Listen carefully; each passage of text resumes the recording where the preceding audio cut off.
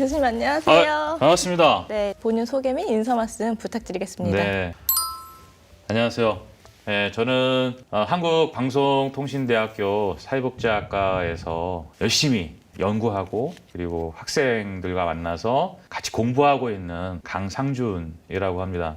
그리고 오늘 소개할 바로 이 책, 행복계약을 맺은 사람들의 지은이이기도 합니다. 제가 이 책을 처음 봤을 때는 사회복지학과 교수님이 썼다고 하셔서 이 책이 조금 이론적으로 어렵겠구나. 사실은 재미는 없겠다라고 교수님께서 책을 한번 읽어왔으면 좋겠다고 하셔서 마음을 잡고 읽어봤는데 재밌더라고요.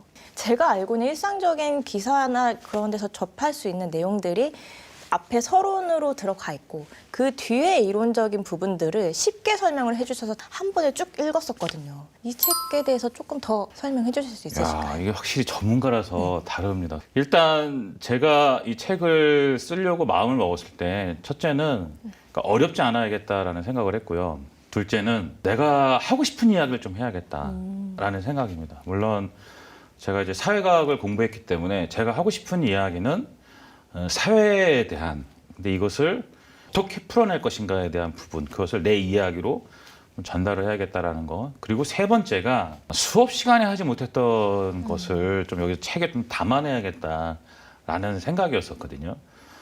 그러다 보니 지금 말씀하신 것처럼 현안 이슈들에 대해서 먼저 이야기를 하고 그리고 그것을 사회가 더 들어가서는 이제 사회복지를 공부하는 입장에서는 과연 어떻게 이것을 바라봐야 될까에 대한 것들을 편하게 좀 써야겠다라고 생각을 하고 이렇게 글을 좀 써나가죠. 지금 이 책의 제목에서 나와 있지만 행복 계약을 맺은 사람들이거든요. 네. 근데 우리 한국 사회에서 보면 행복은 일단 기본적으로 내 책임이다라고 생각하잖아요. 네.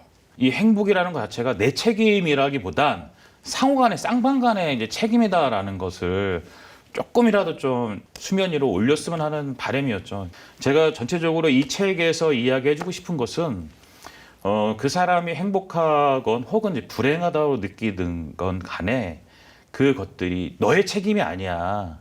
그러니까 우리 공동체가 같이 이 행복에 대해서 책임을 져야 되고 그리고 누군가가 불행한 것은 온전히 그 사람만의 책임이 아니야. 그것은 이 공동체 어딘가가 비어 있어. 혹은 허점이 있어라고 하는 거예요. 최근 들어서 있었던 이슈로 이야기하면 이제 천억 학식에 대한 이야기가 있었잖아요. 대학생들이 아침을 굶고 가는 것을 왜 공부하러 가는 대학생들이 배고파야 되느냐라고 했을 때 천원 학식 정책이 나왔을 때 그 누구도 거기에 대해서 반대하지 않았었거든요. 그런 것처럼 그것은 결국 이 공동체가 우리의 아이야라고 생각하는 것처럼 누구나 다 같이 평등하게 같이 행복을 추구할 수 있도록 정책이 마련돼야 하지 않을까? 이제 이런 것을 담아내고 있다. 이제 이런 겁니다. 지금 공동체 얘기를 해주시니까 저도 생각이 났는데 집, 예. 자가, 보유가 예. 저희 가장 큰 고민인데 그렇죠. 책에서 나오더라고요. 누구나 다 넓은 평수에 자가를 보유하고 싶은데 내 능력이 이렇게밖에 안 돼서 나는 작은 평수를 샀다고 친구에게 얘기를 했는데 그 친구가 이게 왜 개인의 부족이야. 너의 능력의 왜 부재야. 이거는 사회적 공동체적인 문제인 거지. 네. 라고 얘기를 했을 때 이 책을 읽기를 잘했다고 생각을 한 게 그 전까지는 그런 생각을 저도 못했었거든요. 이런 책을 읽고 이런 공부를 하면 다른 시야, 다른 분야로도 생각을 할 수 있겠구나라고 생각을 했었습니다. 제가 딱 하고 싶은 이야기를 네. 해주셨습니다. 감사합니다. 기본적으로 많은 이제 사회학을 공부하는 분들이 의식주 면에서 어떤 것이 기본적인 선이 정해져야 인간이 삶의 질을 유지할 수 있을까에 대한 부분을 할 때 집, 주거에 대한 것도 뭐 3인 가족, 4인 가족 혹은 1인 단독 가구일 때 이 정도의 공간은 마련이 돼야 돼라는 것이 있는데 그렇게 네가 열악하고 충분하지 못한 주거 환경에서 사는 것은 네 능력 부족이야 라고 바라보는 사람이 있고 어떤 사람은 또 그것은 주택 정책의 잘못이야. 네. 주택 시장이 지금 완전히 모든 개인들이 자기의 능력에 따라서 살 수밖에 없는 그러한 주택시장 정책 때문이야라고 이제 바라보는 두 가지 관점이 있거든요.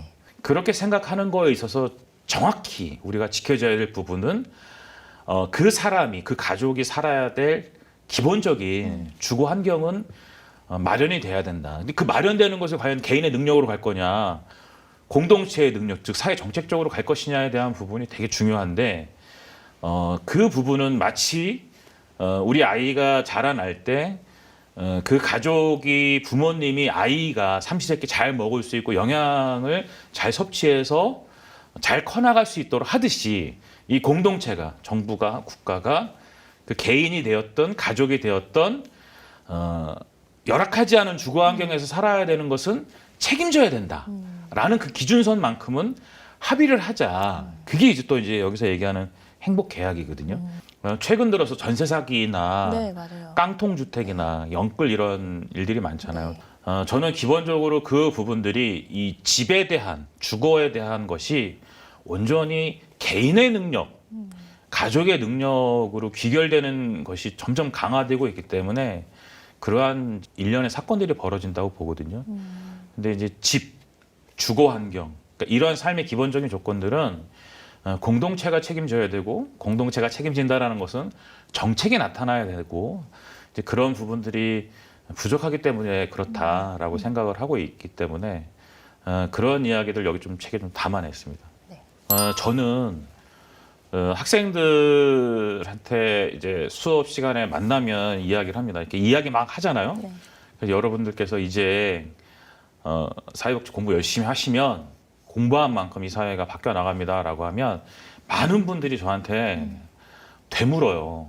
교수님, 지금 이 사회가 이렇게 불평등도 강화되고 양극화되고 있는데 그게 가능하겠어요? 라고 물어요. 그쵸. 그러면 제가 그때마다 꼭 하는 이야기가 있어요. 지금 이렇게 양극화되고 불평등이 심화되는 이 사회를 여러분 우리가 만들었습니다라고 이야기를 하죠. 그러면 이제 그게 무슨 말입니까?라고 이야기를 해요. 그러면 제가 그때마다 이제 이야기하는 게 있습니다. 제가 고등학교 때 네. 찍었던 영화 그 제가 찍은 건 아니고요. 출연하신 줄 알았어요. 아니요. 그 저희 옆에 학교에서 네. 찍었거든요. 네. 그래서 저희 학교에 있는 모든 학생들이 수업 시간만 끝나면 무조건 그 옆에 학교 가가지고 그 영화 촬영장에 갔습니다. 그 영화가 뭐였냐면 네. 행복은 성도순이 아니잖아요. 아, 예. 그때 그 여주인공이 이미연 씨였거든요. 네네. 예. 극중 인물은 은주. 그때 그 영화가 나올 때만 해도 행복은 성적순이 아니잖아요. 이 영화가 입시가 이렇게 정말 치열해지고 우리의 아이들을 이렇게 경쟁 사회에 몰아넣어서는 안 된다고 사회 고발적인 그런 영화였었잖아요. 네, 맞아요. 그래서 더 이상은 이렇게 입시 지옥으로 가면 안 돼라고 했었지만 그게 벌써 30년이 지났거든요. 한 세대 동안 우리가 이렇게 됐으면 우리의 남은 한 세대 동안에 분명히 전환의 모습으로 갈 수 있지 않을까라고 이야기를 하면 그분들이 긴가민가 하면서도 제 이야기에 이제 고개를 이제 끄덕끄덕 거립니다. 그러면서 제가 그 이야기를 하죠. 은주의 그 마지막 유서를 이야기를 하거든요. 영화에서 보면 마지막에 은주의 그 유서가 이렇게 올라와요. 제가 이 책에도 넣었는데 난 앉아서 공부만 하는 그런 학생이 되기는 싫은데 난 꿈이 있는데 난 정말 남을 사랑하며 살고 싶은데 이 모든 것은 우리 엄마가 제일 싫어하는 것이지. 난 인간인데 슬픈 것을 보면 울 줄도 알고 재미있는 것을 들으면 웃을 수도 있는 사람인데 엄마는 내게 말했어. 그러면 불행해진다고. 공부만 해서 행복한 건 아니잖아. 공부만 한다고 잘난 것도 아니잖아. 그치만 엄마, 성적 때문에 자식이 부모를 미워해야 하고 성적 때문에 친구가 친구를 미워해야 하는데도 내가 행복해질 수 있다고 생각해? 하나님, 왜 이렇게 무서운 세상을 만드셨나요? 선생님, 왜 이렇게 우리를 무서운 세상에 살도록 내버려 두셨나요? 행복은 결코 성적순이 아니잖아요. 예. 지금 가만히 생각해 보면 앞으로 우리가 책임져야 될 사회가 이렇게 경쟁적으로 되면 안 된다.